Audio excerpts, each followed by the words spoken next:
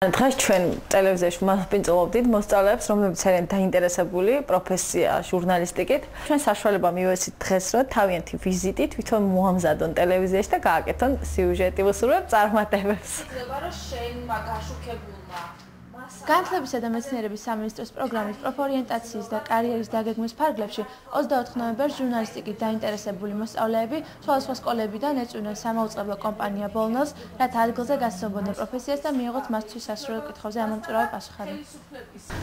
მაინტერესებდა თუნდაც ელემენტარული ამ პროფესიის შესახებ, იმიტომ რომ გადაწყვეტილი მაქვს ჟურნალისტობა და ვფიქრობ, რომ მივიღე ის პასუხები, რაც მაინტერესებდა და მოლოდინი გამართდა. მომწონს ეს პროფესია ძალიან. მივიღე ესეთი პასუხები, მე რაც მაინტერესებდა და ამოწურეთ ჩემი კითხვები. ძალიან საინტერესო პროფესია. პროგრამის მიზანია მოსწავლეებს დაეხმაროს სწორად არჩევან პროფესია. გაიცნონ პროფესიულ მახასიათებლებს, პრაქტიკულად ნახონ სხვადასხვა პროფესიები, მიიღონ ინფორმაცია შრომის ბაზის შესახებ და შესაბამისად დაგეგმონ კარიერა. პროგრამა მოიცავს პროფორიენტაციის გაკვეთილებს, გაფართოებულ შეხვედრებს და ექსკურსიებს. სწორედ ამის ფარგლებში მოეწყო მოსწავლეთა ექსკურსია ტელევიზიაში. რამდენიმე კითხვა დაისვა თვითონ პროფესიასთან დაკავშირებით, თუ როგორ შეიძლება მომზადდეს ის ასალა ინფორმაცია, როგორ შეიძლება მოიძიონ და ასე შემდეგ.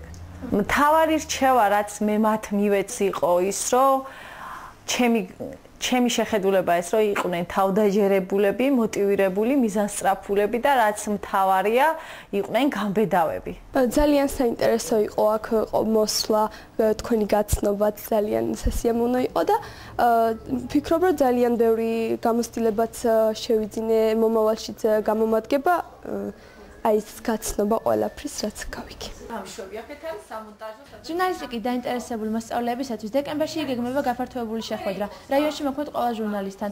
პროფორიენტაციის და კარიერის დაგეგმვის პროგრამა უკვე ერთი წელია, რაც მიმდინარეობს და ბოლნის მუნიციპალიტეტში ართი ქართულენოვანი საშუალო სკოლაა ჩართული. ძალიან წვრილმანი არის მნიშვნელოვანი, რაც შეიძლება